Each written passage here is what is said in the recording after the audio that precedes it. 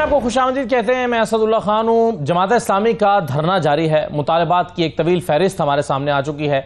10 मुतालबात रखे गए हैं, जिसमें सबसे अहम मुतालबा कैपेसिटी पेमेंट्स के हवाले से है, IPP के हवाले से है कि इन मुआहिदों को दोबारा से देखा जाए, रीनिगोशिएट किया जाए। और साथ में कहा गया है कि डॉलर में अदायगी का जो मामला है इन IPPs को, उसको ख़त्म किया जाए। फिर 500 यूनिट इस्तेमाल करने वालों के लिए 50% रियायत का मुतालबा किया गया है। पेट्रोलियम डेवलपमेंट लेवी ख़त्म करने का मुतालबा किया गया है। ये वो मुतालबात हैं जो शायद हुकूमत के लिए मानना आसान नहीं है मौजूदा हालात में, क्योंकि एक तो जाहिर है IPPs के साथ जो सॉवरेन गारंटीज़ हैं उनका मामला है। फिर 500 यूनिट इस्तेमाल करने वालों को अगर 50% रियायत दे देंगे तो फिर IMF का प्रोग्राम आड़े आता है, जो जिसने टैक्स कलेक्शन की बात की है। पेट्रोलियम डेवलपमेंट लेवी लगाई गई है IMF की शराइत को मद्देनजर रखते हुए पेट्रोलियम मसनूआत पर। तो जमात इस्लामी ने यह कह दिया कि हमारे मुतालबात जब तक पूरे नहीं होंगे हम धरना खत्म नहीं करेंगे। तो ये 10 के 10 मुतालबात तो पूरे होते हुए दिखाई दे ही नहीं रहे।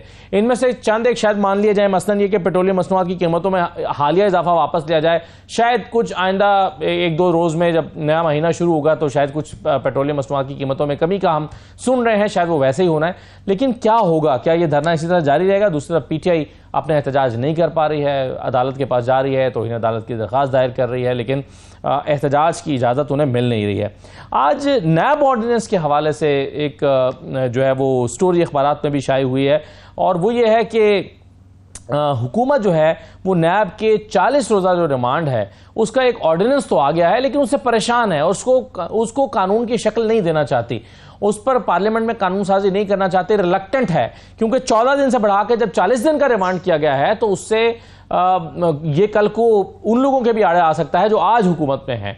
तो इसको फैसला किया जा रहा है कि सिर्फ ऑर्डिनेंस की हद तक रखा जाए, इसको पार्लियामेंट में लाकर कानून साजी इस पर ना की जाए। ये क्या मामला है? फिर इलेक्शन कमीशन ने सुप्रीम कोर्ट के फैसले पर अमल दरामद करते हुए अगले मरहले में आज 29 पंजाब के अरकान को, 58 KP अरकान को और 6 सिंध से अरकान को PTI का तस्लीम कर लिया है। इन तमाम चीज़ों पर आज गुफ्तगू करते हैं प्रोग्राम में। मेरे साथ मेहरबानो कुरैशी साहबा मौजूद हैं, पाकिस्तान तहरीक इंसाफ के रहनुमा हैं।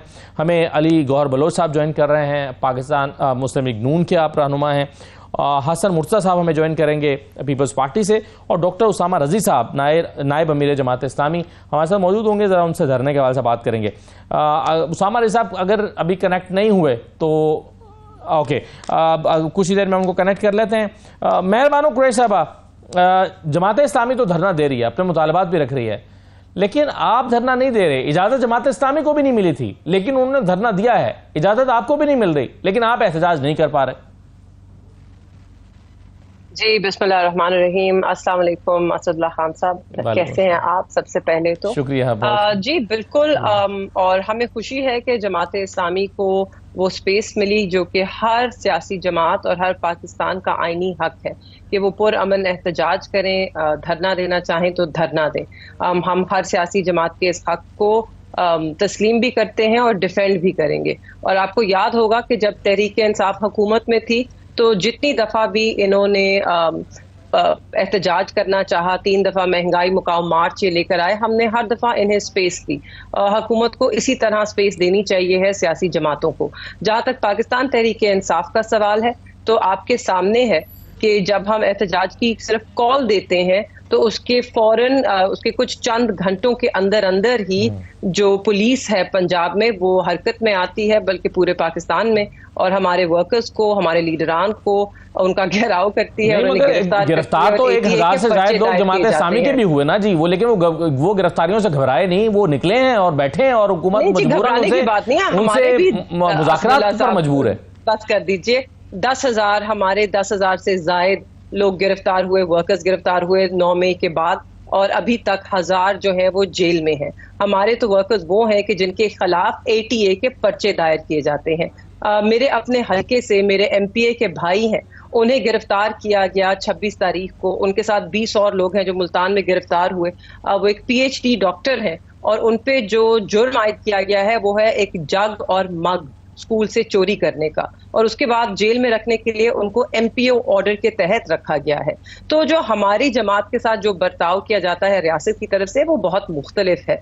बिल्कुल हम इस पे आगे भी हम नजरसानी भी कर रहे हैं और पार्टी की तरफ से फैसला भी अब होगा। अगली तारीख आपने 5 अगस्त की दी हुई है। चलिए मैं जी ठीक है, चलिए मैं उस पर वापस आता हूं।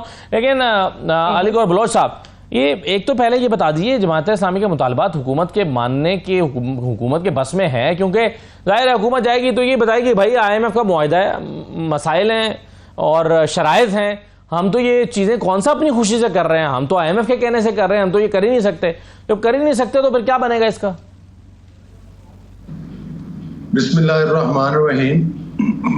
देखिए असदुल्ला खान, सूरत हाल ये है कि आपने बिल्कुल बजा कहा, जो IMF के मुआहदात हैं वो सिर्फ हमने तो नहीं किए, पाकिस्तान की तारीख के सबसे बड़े कर्जे जो थे वो बानी PTI की हुकूमत ने लिए और मुआहदे भी इन्होंने किए। वो किन भयानक शराइत के ऊपर किए वो भी किसी से ढका छुपा हुआ नहीं है।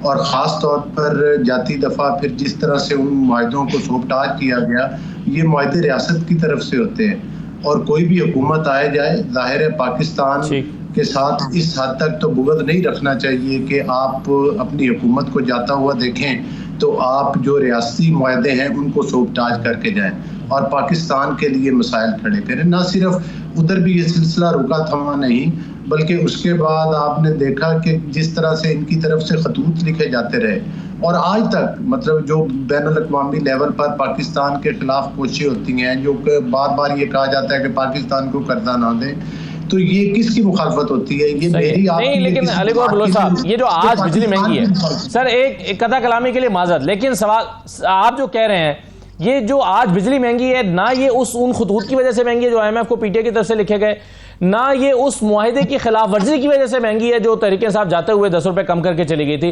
वो मामला रिजॉल्व हो चुका, वो प्रोग्राम मुकम्मल हो चुका है, ये नया प्रोग्राम शुरू हो गया है, ये शुरू होने जा रहा है। तो ये जो आप बातें कर रहे हैं उसकी वजह से तो बिजली महंगी नहीं है, वो अपनी जगह पर गलत चीजें होंगी। नहीं, देखें बिल्कुल जाहिर है कि आप IPPs पर बात कर रहे हैं और IPPs में भी देखें, दाऊद खान जो इनके साबिक वज़ीर ख़ज़ाना थे उनकी भी IPPs हैं। फिर एक उस वक्त बानी PTI के मंजूर नज़र होते थे, वो नदीम साहब, क्या नाम था उनका, उनके भी मतलब है कि वो भी नदीम बाबर, मिनिस्टर, बिल्कुल नदीम बाबर साहब, वो खुद भी उस वक्त एडवाइजर या मिनिस्टर रहे और अपनी IPPs को अरबों खरबों की उन्होंने मतलब करोड़ों की उन्होंने जो है अदायगियाँ भी की। मैं समझता हूँ कि चले जो मुआहदे हैं उनकी अदायगियाँ तो होनी चाहिए, लेकिन ये तो फिर एक बड़ा तवील सिलसिला है ना। वाकई IPPs के साथ हाँ, ये हुकूमत, इस हुकूमत ने ये इनिशिएटिव जरूर लिए। आपने देखा है कि चाइना डेलीगेशन गया हुआ है, इन्हीं चीज़ों के ऊपर जो है वो गुफ्तशनीद हो रही है और उसके लिए हम कोशिश कर रहे हैं कि ये जो हमारा शेड्यूल ऑफ पेमेंट है उसके ऊपर बातचीत हो रही है और वो कुछ आसान हो जाएगा, उससे ज़रा प्रेशर कम होगा, उससे जो कीमतें हैं वो भी किसी हद तक जो है वो कम हो जाएंगी, क्योंकि पहले जो अदायगियां 5 साल में सही है सर। लेकिन उसामा रज़ी साहब हमारे साथ मौजूद हैं, जरा बुनियादी सवाल अलीगौर बलोच साहब जरा उनके सामने मैं रख देता हूँ, यही वाला जो आप बातें कर रहे हैं। और मैं इससे पहले कि मैं डॉक्टर उसामा साहब के पास जाऊँ, मैं आपको एनर्जी मिनिस्टर का बयान सुनवाना चाहता हूँ जिसमें वो कह रहे हैं कि जो कैपेसिटी पेमेंट के मुआहदे हैं इसको तब्दील नहीं किया जा सकता क्योंकि सॉवरेन गारंटीज़ हैं। और पहले जो बता रहे हैं कि हमें जो है वो अरबों डॉलर का देना पड़े थे। डॉक्टर उसामा रज़ी साहब, $900 मिलियन का नुकसान हुआ था रेकोडेक में, जुर्माना हो गया था जब हुकूमत ने सुप्रीम कोर्ट के कहने पर मुआहदा वापस लिया था। आप जब ये कह रहे हैं कि ये लोगों ये कैपेसिटी पेमेंट के मुआहदे तब्दील किए जाएं, तो आपको पता है कि ये सॉवरेन गारंटीज हैं, ये इस पर तो $मिलियन का जुर्माना हो जाएगा पाकिस्तान को, अगेन पाकिस्तान को नुकसान होगा तो आवाम की जेब से ही जाएगा वो भी। तो आप ये समझ रहे हैं कि डूएबल है ये? बहुत शुक्रिया आपका। बिस्मिल्लाहिर्रहमानिर्रहीम। देखिए, मसला जो सॉवरेन गारंटी का है ना, वो तो बैरूनी कंपनीज का है जी। लेकिन 60%, 80% कंपनीज तो आपकी कौमी कंपनीज हैं। मसला ये नहीं है, इसको अगर कोई एड्रेस करना चाहे तो कोई इशू नहीं है। हर मुआहदे में एग्जिट के रास्ते होते हैं। ये कौमी लोग हैं, ये चंद खानदान हैं। ये देखने की ज़रूरत है कि जिन खानदानों ने ऐसे मुआहदे किए हैं जो कौम और अवाम के मफाद के खिलाफ हैं, जिन्होंने कौम और अवाम को का बेड़ा गर्क कर दिया, ये मुआहदे किए किसने हैं? ये कौन लोग हैं? ये किनकी तिजोरियों में पैसे जा रहे हैं? ये कौन IPPs की आड़ लेकर अवाम के एक एक जिस्म के एक एक रोए से खून निचोड़ रहे हैं?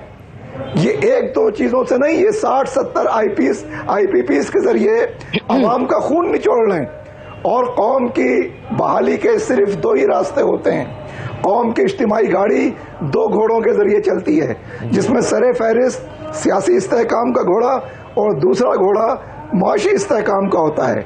इन्होंने 75-77 सालों में मुल्क को इन दोनों एतबार से तबाह बर्बाद कर दिया है। एक छोटी सी अकलियत है, एक तबका है, चंद खानदान है और चंद ताकतवर लोग हैं। इन्होंने जिंदगी और इंसानों की जिंदगी को अजाब बना दिया है। सारे रास्ते खुले हुए हैं। सर साहब, ये तो हुआ ना, ये जो आप फरमा रहे हैं दुरुस्त है, लेकिन ये जो अब आपकी फहरिस्त मेरे सामने 10 निकाती जो आपका जी उसामा साहब, ये जो आपके 10 निकाती मुतालबात हैं जिसमें कहा गया कि 500 यूनिट इस्तेमाल करने वालों को 50% रियायत दी जाए, यहां जो 195 इस्तेमाल कर रहा है उसको भी 5 यूनिट बढ़ा देते हैं ताकि 200 पूरे हो जाएं और उससे कुछ पैसे निकाले जा सके। हुकूमत को पैसों की जरूरत है। आप कह रहे हैं पेट्रोलियम लेवी खत्म की जाए, ये कैसे खत्म की जाएगी? IMF के साथ आप मुआहदे में हैं, IMF के साथ कुछ कॉन्ट्रैक्ट हुआ है, ये सारी चीजें हुकूमत की जेब इजाजत नहीं दे रही है, आपके मुतालबात कैसे माने जाएंगे? मतलब जिसे कहते हैं ना कि जूतों समेत आंखों में घुसना, इतना झूठ बोलो कि वो सच लगने लगे। IMF ने 4 दिन पहले ये बयान दिया है कि हमने तो सस्ता है, आप उसके ऊपर टैक्स लगाइए। इन्होंने उस पर टैक्स लगाने के बजाय मरे पे 100 रुपए और लगा दिए और IMF की आड़ लेते हैं। देखिए, बुनियादी मसला ये है कि कुएं में ये 1% से भी कम तबका है जो पाकिस्तान के साफ सुथरे पानी के कुएं को आलूदा कर रहा है, गिरा हुआ है और जिंदगियों को आजाद बना रहा है। ये IMF का नाम ले लिया, IMF कुछ कह रहा है, IMF के नाम पे निचोड़ो। IPPs की सूरत हाल कुछ है, उसके नाम पे आवाम को लूटो। लूट खसूट का एक पूरा निजाम है, ताकतवर लोगों की एक पूरी इजारादारी है। ये पूरा एक शकंजा है, ये एक सिस्टम का मसला है। ये ऐसा नहीं है कि कोई पॉलिसी है, कोई कुछ, ये कोई संजीदा लोग नहीं है। ये मुल्क के मुफाद का तहफ़्फ़ुज़ करने वाले लोग नहीं है। ये मुल्क को सियासी तौर पर मुस्तहकम करने वाले लोग नहीं है। इन्होंने मुल्क को तबाह बर्बाद कर दिया है और 25 करोड़ आवाम का नाम मुल्क है और इनकी बहाली का वाहिद रास्ता ये है कि इनकी बिल्कुल ठीक है सर। अभी 2 नाम तो लिए हैं, 2 नाम तो अली गौर बलोच साहब ने लिए हैं, रजाक दाऊद साहब का और नदीम बाबर साहब का। यह सवाल तो मैं रखूंगा मेहर बानो साहबा के सामने। लेकिन हसन मुर्तज़ा साहब, आपके गवर्नर कह रहे हैं कि 42 लोग जो हैं IPPs के, वो हुकूमती शख्सियात में से हैं, यानी हुकूमत में मौजूद लोग जो हैं उनके आगे रिश्तेदार हैं या उनके करीबी लोग हैं या वो खुद हैं। तो ये आपके गवर्नर कह रहे हैं, कौन है वो 42 लोग? देखिए, ये तो साफ है जी कि कौन कौन लोग, उसमें मेरे नाम लेने की तो मेरा ख्याल है कोई जरूरत ही नहीं है। ओपन सीक्रेट है, हर बंदे को पता है कि ये किन किन के हैं। कुछ नाम आपने ले दिए हैं, किस किस्म के लोग हैं। और बिल्कुल दुरुस्त कह रहे थे कि ये चंद खानदान हैं जिन्होंने ये इजारादारी बनाई हुई है और कैपेसिटी पेमेंट्स के नाम पे गरीबों की जेबों से पैसे निकाले जा रहे हैं। हसन मुर्तज़ा साहब, सबसे पहले कौन सी जमात थी जिसने ये कैपेसिटी पेमेंट्स के मुआहदे किए थे 1994 में? पीपल्स पार्टी ने यकीनन ये मुआहदे किए, लेकिन वो मुआहदे आप देख लें, अगर उनके असरात अब के मुआहदों की तरह हैं तो यकीनन पीपल्स पार्टी भी उसकी जवाब को ये हरगिज नहीं समझता कि वो पाकिस्तान में मेरी सियासी जमात है, मेरी सियासी वबस्तगी है, मैं उसको रिप्रेजेंट करता हूँ। लेकिन पाकिस्तान पीपल्स पार्टी से भी तो गलती हो सकती है ना, उसको क्यों माफी दी जाए? मैं तो कह रहा हूँ कि सबको ला के कटहरे में खड़ा कर दें और देखें जिस जिसका गुनाह बनता है। विक्टिमाइजेशन नहीं होनी चाहिए, जिसका गुनाह बनता है सजा दें उसको। एक आम आदमी को सजा मिल रही है, जिस तरह अभी उन्होंने बताया है, बिल्कुल इसी तरह है कि एक 195 यूनिट पे या 90 यूनिट पे आप दे रहे हैं 2000 का बिल जी, और वो अगर 200 से क्रॉस करता है तो आप 8000 9000 का बिल दे रहे हैं। और ये तो जायद यूनिट भी डाले जा रहे हैं, ऐसे भी इंकिशाफ और ओवर बिलिंग तो हर जगह पे हो रही है ना, उसमें तो है ही कोई नहीं। रोजाना की बुनियाद पे डिटेक्शन बिल डाले जा रहे हैं और इतने ज्यादा डाले जा रहे हैं कि वो लोगों की कुव्वत खरीद से ही बाहर होती जा रही है बिजली। सही है। ये बिल्कुल उन लोगों को हमें उनका एहतसाब होना चाहिए, उनको लाना चाहिए। उनसे जो मुआहदे किए हैं, क्यों नहीं किसी मुआहदे से एग्जिट का कोई रास्ता हो सकता? अगर आज हम हर महीने भरने की बजाय अगर हमें कुछ देना लेना पड़ता है तो हम इसको खत्म करें। हम कौम को बताएं कि ये हमारे साथ हो रहा था, ये हमने किया है, ये सजा आपने भुगतनी है। आप ये कह रहे हैं 21 अरब रुपया हर महीने देना है, तो उससे बेहतर है कि जुर्माने अदा करके और जान छुड़ाएं। आप ये कह रहे हैं जान छुड़ाई जाए। चलें, बिल्कुल सही है। मेहरबानो कुरैशी साहब, आज दो नाम लिए हैं अभी अली गौर बलोच साहब ने, रज़ाक दाऊद का और नदीम बाबर का। आपके कैबिनेट में थे, आपकी जब जमात की हुकूमत थी, और उस वक्त उनको भी कैपेसिटी पेमेंट्स की जा रही थी। हालांकि आप खुद उसको इनिशिएट कर रहे थे कि रीनिगोशिएट किया जाए मुआहदों को। अपने लोगों को भी आप नवाजते रहे। जी असदुल्ला साहब, बिल्कुल इस आईपीपी इशू पे जरा एक मुफस्सल गुफ्तगू हो जाए। पीटीआई के दौर में ये वो वाहिद दौर था कि हमने आईपीपी कॉन्ट्रैक्ट को रीनेगोशिएट किया। हमने जो डॉलर के साथ इनको पेग किया था, हमने डॉलर रेट इनका फ्रीज किया 148 रुपीज पे। अगर हमने वो ना किया होता तो आज आप कोई लगभग 300 के करीब फी यूनिट उसका अदायगी कर रहे होते। आप क्या बात कर रही हैं? अभी कल अवैस ज़गारी साहब ने कहा है, नहीं सुने ना, अवैस ज़गारी साहब ने कल कहा है, लेट मी फिनिश। आपका जो जुमला, वी हैव सेव्ड, आपने देखिए जो आप बात कर रही हैं, वो कह रहे हैं कि तब तो हम जो पैसे उस डॉलर के हिसाब से देते थे, आज हमें 2100 की 800 की बजाय 2100 अरब देना पड़ रहे हैं। यानी अगर वो कहते हैं कि उस रेट पर दे रहे होते हैं तो हमें 800 देने पड़ते हैं। असदुल्ला साहब, वो इनकी नाअहली है। हमने तो आपको जो हमने रीनेगोशिएट किए और जहां पे डॉलर को इसका रेट फ्रीज किया, उसकी वजह से 120 बिलियन आपको हर साल सेविंग्स हो रही हैं। उसके बाद मैं निशानदेही कर दूं एक पावर प्लांट की, क्योंकि ये जो हल है ना, ये पीएमएलएन के पास है नहीं असल में, क्योंकि जो इसकी जड़ है, इस मसले की जड़, वो पीएमएलएन खुद है और पीपल्स पार्टी है। इनके दौर में ये आईपीपी कॉन्ट्रैक्ट्स जो हैं ये दिए गए, इन्होंने नेगोशिएट किए, इन्होंने अपने लोगों को नवाजा। तब 2014 में पोर्ट कासिम पावर जो है आईपीपी, वो जब बना था तो उसके पीछे सैफुर रहमान साहब थे, जिनको मशहूर जमाना उनका नाम रखा गया था एहतसाबुर रहमान। 5 हफ्तों के अंदर अंदर उसका लाइसेंस दिया गया था। वो 18% कैपेसिटी पे चल रहा है और अभी 2023-2024 में उसको 122 बिलियन के करीब कैपेसिटी पेमेंट्स दी गई हैं। तो ये कौन है इनके पीछे? मैंने तो निशानदेही कर दी, ये तो एनी हवा में बातें कर रहे हैं। बताइए ना हमें पोर्ट कासिम पावर प्लांट के बारे में, कौन है उसके पीछे, कौन पैसे बना रहा है? और आपके सामने है रिपोर्ट्स, 50 बिलियन के प्लांट्स लगे और अब तक वो 400 बिलियन बना चुके हैं। ये मुआहदे किए किसने? ये मुआहदे पीपल्स पार्टी और पीएमएलएन के दौर में हुए। इनकी जिम्मेदारी इनके कंधों पे आयद होती है। उसके बाद आपके जितने डिस्कोज हैं, हमने हमारे दौर में उसमें प्रोफेशनली अपॉइंटेड बोर्ड्स थे। ये जब PDM-1 की हुकूमत आई, इन्होंने उसको अपने सियासी चमचों से भर दिया। अब उसको चेंज करने की कोशिश कर रहे हैं। हमने प्रोफेशनलाइज करने की कोशिश की, हम बेहतरी की तरफ लेकर जा रहे थे। ये फिर वही पुराने घिसे पिटे अपने लोगों को नवाजने के लिए लोगों को बोर्ड्स पे लेकर आए, बट्ठा बिठा दिया इन्होंने मुल्क का। इनके पास कोई हल नहीं है, कोई सोल्यूशन नहीं है, क्योंकि ये खुद इससे फायदा उठा रहे हैं। और बिल्कुल बात दुरुस्त है, सारा बोझ अब मलबा IMF पे डाला जा रहा है, हालांकि इनके कंधों पे आता है ये सारा मलबा। ठीक है, चलिए जरा इसका जवाब मैं अली गौर बलोच साहब से लेता हूं और फिर उसामा साहब से कि कौन सी कुछ चंद डिमांड्स, क्योंकि निगोशिएशंस हो रही हैं हुकूमत के साथ, वफ्द आ रहा है, बातचीत हो रही है, किन चीज़ों पर इत्तेफाक राय डेवलप अब तक हो चुका है, ये जानना बहुत अहम है। एक ब्रेक लेते हैं, ब्रेक के बाद वापस आते हैं।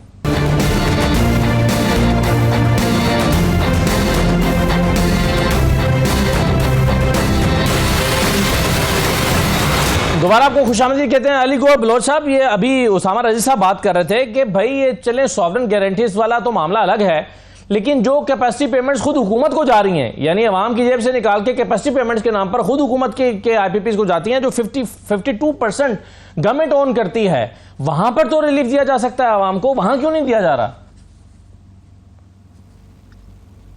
देखिए, इसमें तो कोई दूसरी राय नहीं है कि हुकूमत शबाना रोज इस चीज़ पर कोशिश कर रही है कि जहां कहीं से भी अवाम को रिलीफ मिल सकता है। जाहिर है IMF के मुआहदे जो हैं वो बड़ी भयानक शराइत पर किए गए थे PTI के दौर में, और यही वजह, आपको याद है कि जो रुपए के डिवैल्यूएशन का सिलसिला शुरू किया था वो बानी PTI ने किया था, और बाकायदा ऐलान करके किया था, और वो कहते थे कि इससे पाकिस्तान की मईशत को फायदा होगा और बेहतरी आएगी। यही मुआहदे थे ना जो फिर कहते हैं कि ये 13 से 17 वाली बात करते हैं। हम 13 से 17 वाली बात क्यों ना करें। उस वक्त 20 घंटे की लोड शेडिंग हुआ करती थी, लेकिन उस वक्त यूनिट 5, 5.5 रुपए और 6 रुपए का हमने दिया जब हमने बिजली पैदा करने के कारखाने लगाए। लेकिन हमने रुपए की उस कदर डिवेल्यूएशन नहीं होने दी, बल्कि उस दौर में पैसे को मुस्तहकम किया। जो महंगाई की शरह थी वो हम नहीं, लेकिन अली गौहर बलोच साहब देखिए ना, दो चीजों को आप इग्नोर, इस सारी गुफ्तगू में दो चीजों को आप इग्नोर करते हैं ना। आप एक चीज तो ये इग्नोर कर रहे हैं कि सर आज जो इम्पैक्ट आया हुआ है ये दो चीजों की वजह से आया है, 2015 के नून लीग के मुआहदों की वजह से और डॉलर के ये बढ़ने या रुपये के डीवैल्यू होने की वजह से। ये किसने कहा था कि इनके साथ डॉलर में मुआहदा किया जाए और ये मुआहदा किया जाए बावजूद से कि लोड शेडिंग थी, ये मुआहदा किया जाए कि जी हम आपसे बिजली लें या ना लें हम आपको पूरी पेमेंट करेंगे, और इस चक्कर में ज्यादा मुआहदे कर लिए, ज्यादा लोगों को नवाजा गया और आगे से वही शख्सियात खड़ी हैं जो हुकूमत में है। देखिए बात यह है कि जिस वक्त 20 घंटे की लोड शेडिंग होती थी, मुझे याद है कि 2013 के इलेक्शन थे, लोग कहते थे कि सिर्फ हर दुकान और हर घर के सामने जनरेटर चलने की आवाज आया करती थी, और लोग कहते थे कि अगर बिजली पूरी हो जाए तो और कोई काम हुकूमत को करने की जरूरत ही नहीं है। तो उस वक्त खलूस नीयत के साथ जो थे वो मुआहदे भी हुए और बिजली पैदा करने के कारखाने भी लगे और 6 रुपए तक यूनिट भी मिलता रहा। महंगाई की शरह भी 4% तक आई, मईशत ने भी ग्रो किया, जेन्युइनली 6% पर लेकर आए ग्रोथ रेट। लेकिन इनकी तरह से कोई फेक किस्म के वो कोट नहीं किए, मतलब है कि जिस तरह से इन्होंने कहा, इन्होंने तो जो कर्जे लिए, आप बताएं पाकिस्तान में कोई एक मेगा प्रोजेक्ट इन्होंने किया हो? सी पैक को रोल बैक इन्होंने किया, उस पैसे को अपने MNAs MPs में उस वक्त रेवड़ियों की तरह इन लोगों ने बांटा, और उससे चाइना का एतमाद जो था वो भी खराब हुआ।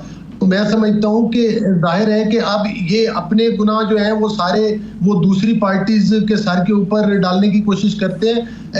ये कोई इतनी आसानी से नहीं डलेंगे, इनको अपनी जिम्मेदारी कबूल करना होगी जो इनकी नेग्लिजेंस है, और मैं समझता हूँ क्रिमिनल नेग्लिजेंस है जो इन्होंने की है।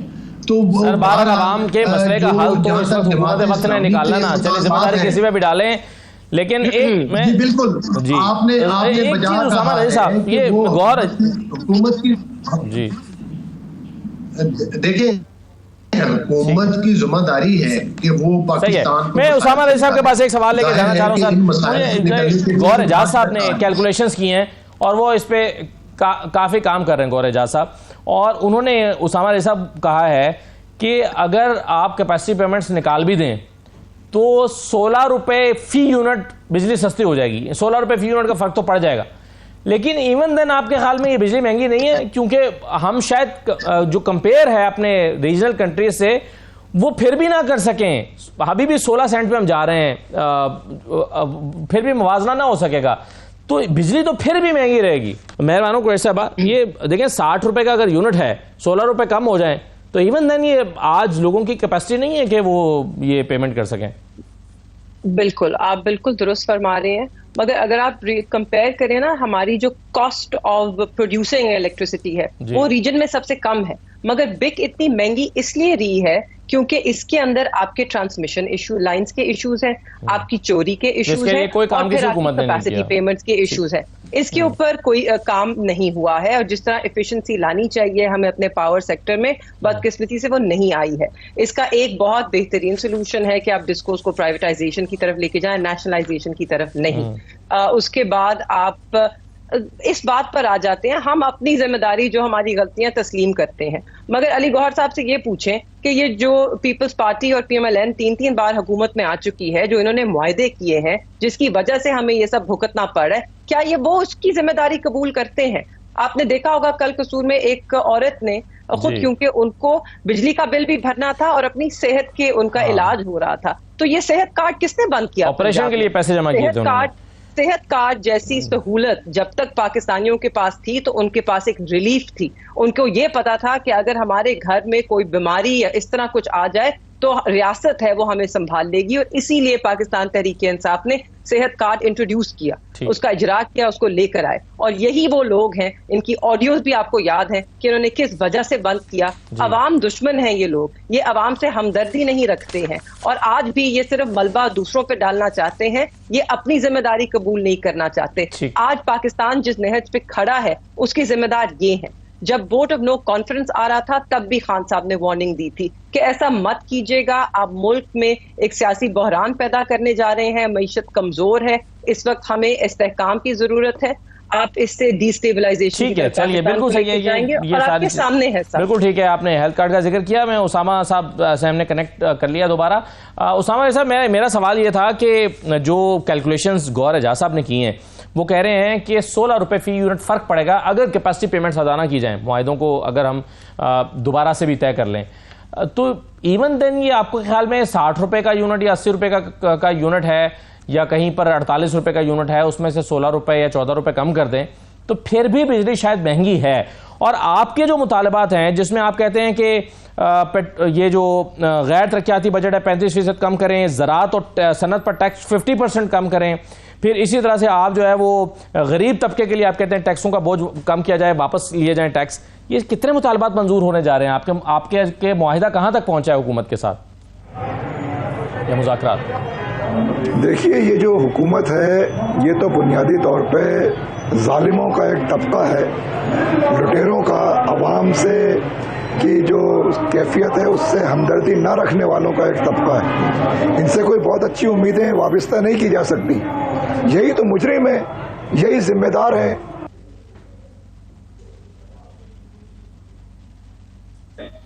ये घर घर के अंदर जो है फसाद पैदा हो गया है। उसामा साहब नहीं है जी, इनको बहुत जल्दी जी, जी, जी। इन तमाम चीजों को खत्म करना पड़ेगा।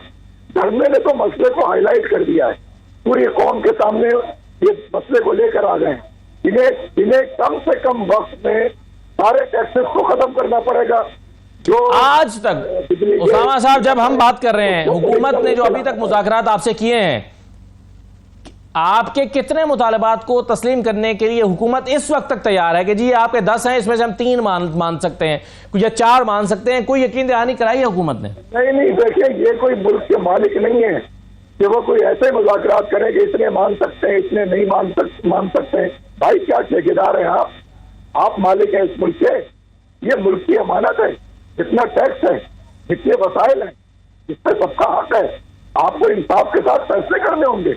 नहीं करने होंगे तो आपको अपने जुर्म की सजा भुगतनी होगी।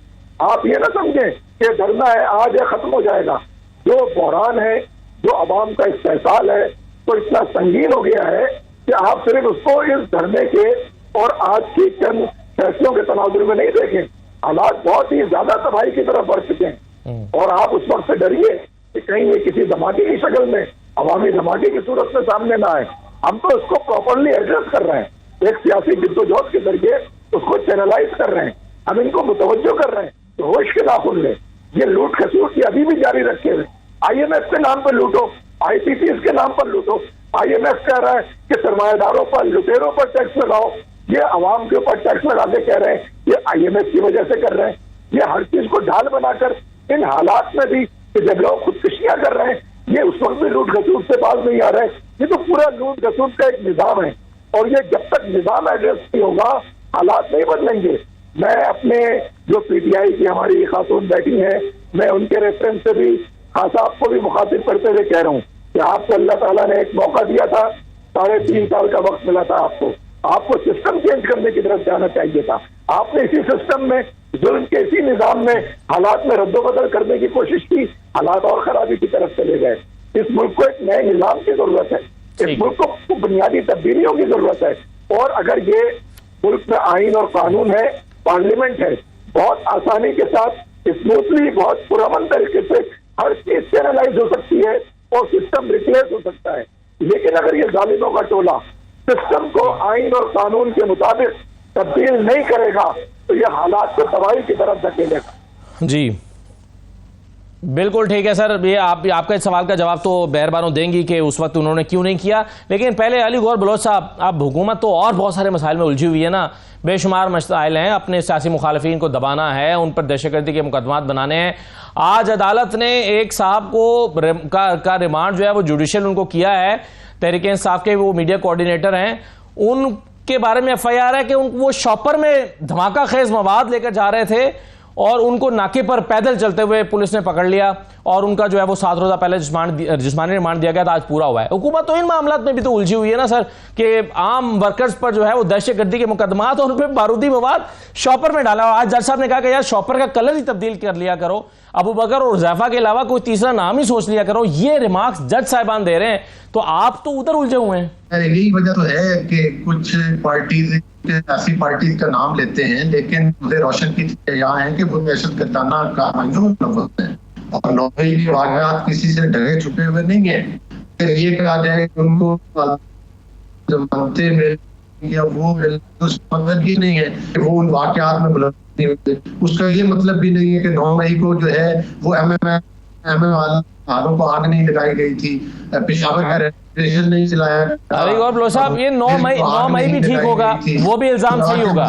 ये डिजिटल मीडिया के ऊपर टेररिज्म कर, डिजिटल मीडिया के ऊपर जो है वो फेक न्यूज फैला रहे होंगे, एक प्रोपेगेंडा कर रहे होंगे, मुल्क को नुकसान पहुंचा रहे होंगे, ये भी ठीक होगा। लेकिन शॉपर में बारूदी मवाद लेकर जा रहा है, इस तरह की FIR जब कराएंगे तो फिर देखिए ना, असल दहशतगर्दी का जो इशू है वो तो दब जाएगा जब इंसदाद दहशतगर्दी की अदालत में इस तरह के केसेस जा रहे होंगे। देखिए बात ये है कि वो तो जाहिर है जिस एजेंसी ने पकड़ा है वो यकीनी तौर पर जवाबदेह है। हम तो ये नहीं कहते कि किसी बेगुनाह आदमी के ऊपर मुकदमा बने। ये तो खुद 9 मई के वाकयात पर भी इन्होंने स्टे ऑर्डर दिए, वो हेयरिंग हुई, लेकिन आपने देखा कि उसके ऊपर भी स्टे ऑर्डर दे, अभी तक फैसले नहीं आ सके। बेशुमार तरक्की याफ्ता ममालिक हैं जिनके अंदर के दहशतगर्दी के जो वाकया दहशतगर्दी की अदालतों के अंदर ही चलते हैं, उन्हीं के अंदर ही समाअत हो रही है। और आपको पता है डॉक्टर यास्मीन राशिद के क्यों नहीं फैसला आ सका? क्योंकि आज तक पुलिस ने उनका रिकॉर्ड जमा नहीं कराया। आज तक पुलिस ने यास्मीन राशिद का, मियां महमूद हसन का रिकॉर्ड जमा नहीं कराया, मियां महमूद रशीद का। जिस पार्टी ने असदुल्ला खान, जिस पार्टी ने हमेशा इंतशार की सियासत की है, जिस पार्टी ने हमेशा जो फाशिस्ट सिस्टम है उसको प्रमोट किया है, जो पाकिस्तान की तनसीबात के ऊपर हमलावर होती रही है, आप क्या समझते हैं कि उस पार्टी ने क्या कंट्रीब्यूशन किया पाकिस्तान के लिए? आप अभी हेल्थ कार्ड पर बात, लूट खसूट के लिए जब लोगों ने लूट खसूट के लिए हेल्थ कार्ड बनाया था तो अस्पतालों में इंसुलिन तक नहीं मिलती थी, पट्टी करने के लिए दवाई और पट्टी नहीं मिला करती थी। चलें जवाब ले लें सर, मेहरबानों को बड़े बड़के लगाते हैं, तो अपने गिरबान में तो झाड़ना चाहिए ना भाई। चलिए जरा मौका देना गिरबान में झांकने का। जी कहिए मेहरबानों साहब, लास्ट कमेंट। जी हम तो अपने गिरबान में झांकने का जवाब भी रखते हैं, हिम्मत भी रखते हैं। आप पता नहीं किसी दिन अपने गिरबान में झांकेंगे तो शायद आपको बहुत खौफनाक हकायक नजर आएंगे। जहां तक ये जिस किस्म की बातें कर रहे हैं मुझे तो समझ नहीं आती। हमने किसी 9 मई के केस में स्टे ऑर्डर्स नहीं लिए हुए। 9 मई के केसेस जहां पर नहीं चल रहे हैं वो इसलिए नहीं चल रहे हैं क्योंकि वहां पर IOs और प्रोसिक्यूशन की तरफ से डिलेज हैं। जैसे कि आपने खुद निशानदेही की, आज तक चार्जेस ही नहीं लाए, रिकॉर्ड ही नहीं जमा कराया। खवातीन जो जेलों में बंद हैं 9 मई के केसेस में, उन्हें बेल इसलिए नहीं मिल रही, वो आज तक रिमांड पर हैं क्योंकि केस को आगे चलने ही नहीं दिया जा रहा। ऑब्स्ट्रक्शन ऑफ जस्टिस है जो कि रियासत की तरफ से है। और जहां पर केस चल रहा है आपके सामने, इस्लामाबाद में जो केसेस चले हैं वहां पे हमारे सारे लीडरान, सारे वर्कर्स जो हैं वो बाइज्जत बरी हुए हैं क्योंकि शवाहिद ही नहीं मौजूद है। इन्होंने 9 मई का एक झूठा बयानिया बनाया है, जहां इनके पास जवाब नहीं होता उसको जवाब बनाते हैं। अहमद जंजुआ साहब के ऊपर जिस किस्म का मजाइका केस और एक झूठा केस दर्ज किया गया है, शर्म आनी चाहिए है। जज साहब खुद हैरान है कि और आप उनको फिर मुंसलिक कर रहे हैं कि वो तालिबान के साथ उनके कोई टीटीपी से कनेक्शंस की आज बात हुई है। जी टीटीपी से कनेक्शन, और जी वो PTI के सेंट्रल सेक्रेटेरिएट में वहां पे जी बारूदी मवाद उन्होंने रखा हुआ था। तो आप तो पहले भी इतनी दफा छापे मार चुके हैं। आप पहले हमारे दफ्तर में आए थे, आपने पूरी छानबीन ठीक है, चलिए बिल्कुल दहशतगर्दी के मामला को सियासी नहीं बनाना चाहिए। बहुत शुक्रिया आपका प्रोग्राम में शिरकत करने के लिए। मेहरबानो साहिबा, अलीगौर बलोच साहब, डॉक्टर सामर रजी साहब, बहुत शुक्रिया। एक छोटा सा ब्रेक लेते हैं, एक बहुत ही अहम मामले की तरफ आपको लेकर चलेंगे। इंकिशाफ हुआ है कि कैंसर के मरीजों को मेयो हॉस्पिटल लाहौर में जायदुल मयाद इंजेक्शन लगाए गए हैं। उसका असर भी जाहिर है कुछ मरीजों पर हुआ है। कुछ फैमिलीज ये क्लेम कर रही हैं कि उनके बच्चे ये इंजेक्शन लगने के बाद कैंसर के मरीज मफलूज हो गए हैं और वो जो है वो अब बेड पर पड़ गए हैं और वो हिल नहीं सकते। ये वो इल्ज़ाम हुकूमत के ऊपर लगा रहे हैं। हकायक क्या हैं? छोटा सा ब्रेक लेते हैं, ब्रेक के बाद वापस आते हैं।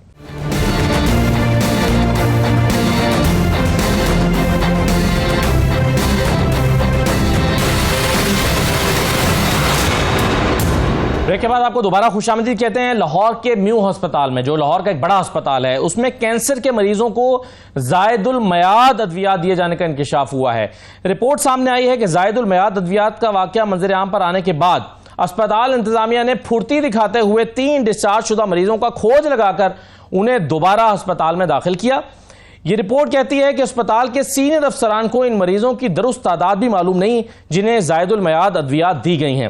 1 माह कबल DHQ खानेवाल में मुबैना तौर पर जायदुल मयाद अद्वियात के रिएक्शन से बच्चों की अमवात हुई थी।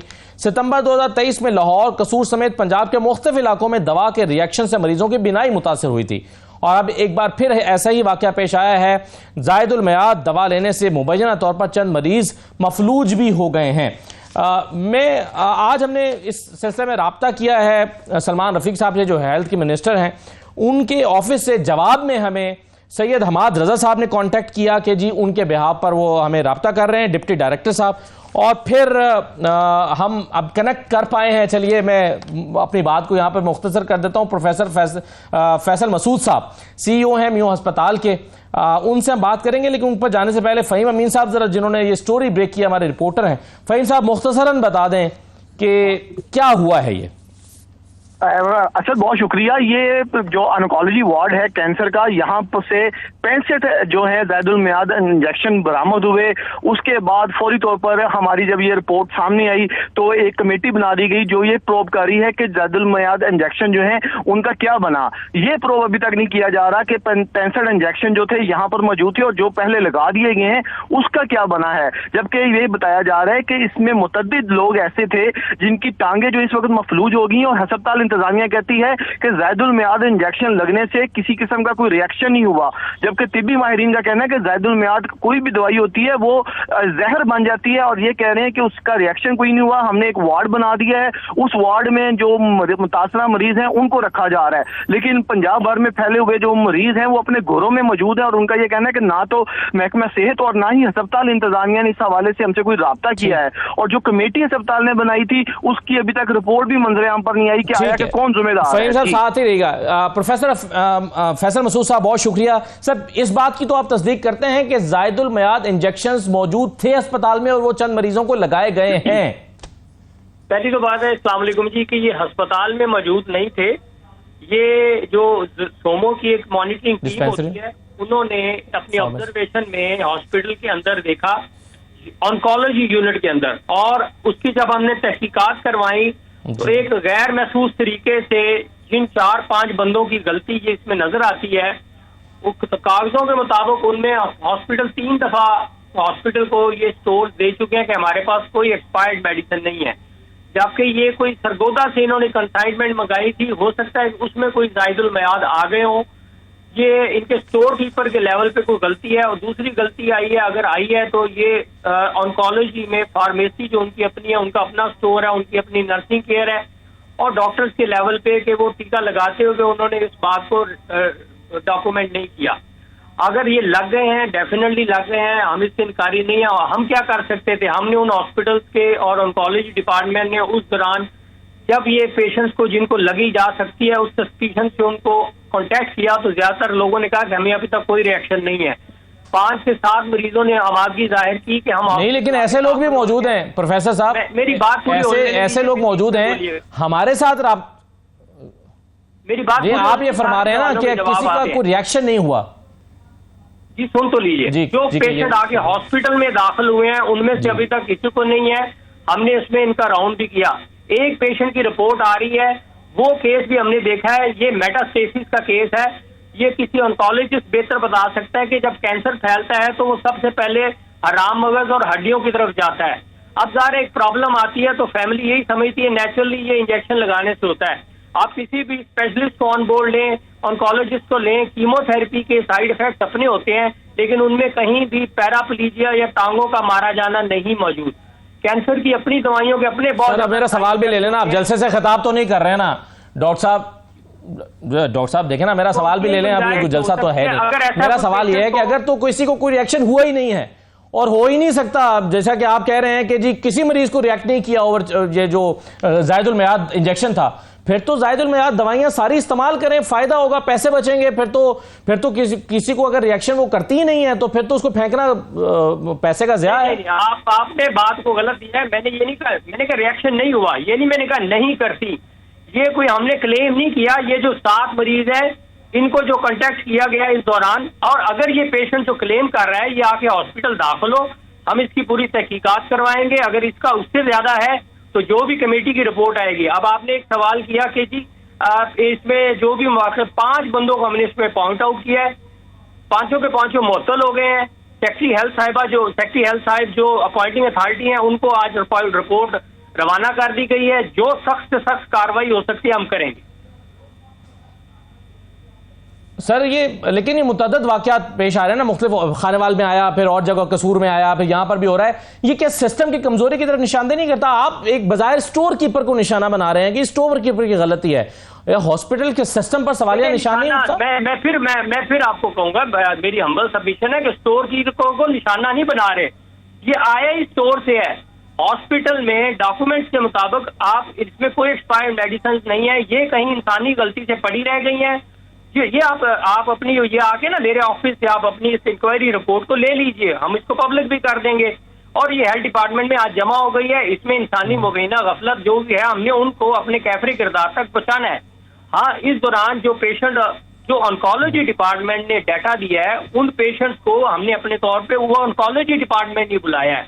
हॉस्पिटल का इसमें कोई ऐसी ये 5 लोग जिनको आप मुअत्तल कर रहे हैं, ये कौन कौन लोग हैं? इसमें वो इंजेक्शन लगाने वाले डॉक्टर्स भी शामिल हैं या? जी देखिए, हमने पूरी चेन को लिया है। हमने रजिस्ट्रार को भी इसमें शामिल किया है, नर्स को भी शामिल किया है, स्टोर कीपर को भी किया है, फार्मासिस्ट को भी किया है।